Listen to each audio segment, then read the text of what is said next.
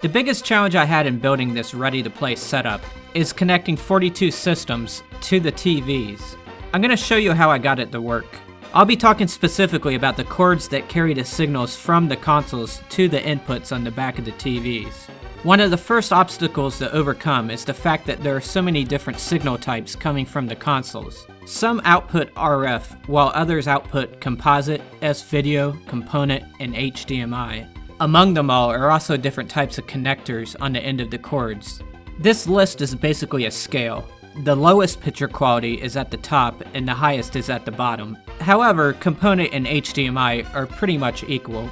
Please note, these are the 5 different types that have dominated the American console market. Other areas of the world have other types of signals. In the end, I had to build 5 different networks for the 5 different signal types. I did look into converting some signals into other types of signals, so I could have a fewer number of networks. But doing so requires more devices, and the picture quality is often adversely affected.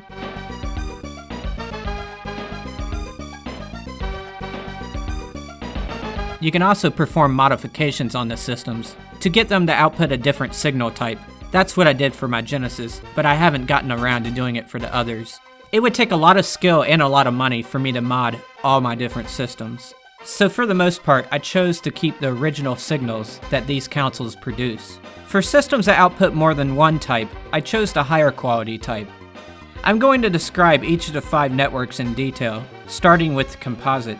I'm going to save RF for last, because it's very different from the other ones. So here are the systems that output composite video.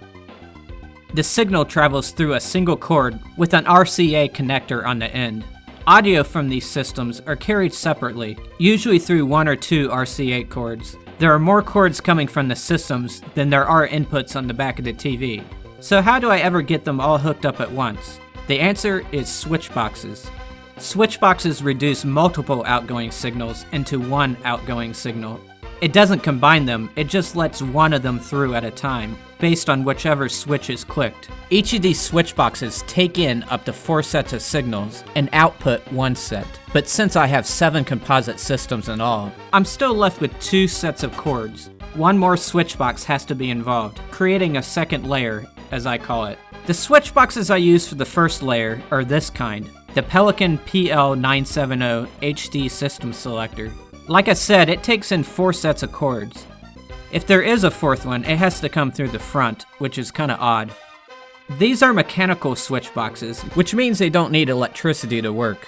For the second layer, I use this type of switchbox, the Pelican 5-way System Selector. Some of them say the word GameStop on them.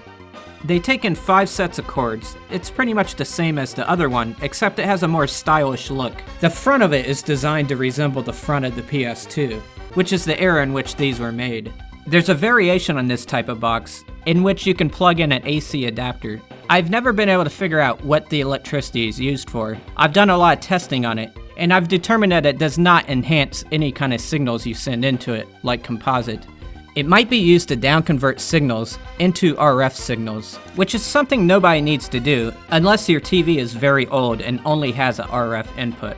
So when I go to play the NES, number 43, I hit the 43 button on the first layer, and then I hit the range that contains 43 on the second layer. I then make sure the CRT TV is set on video 2.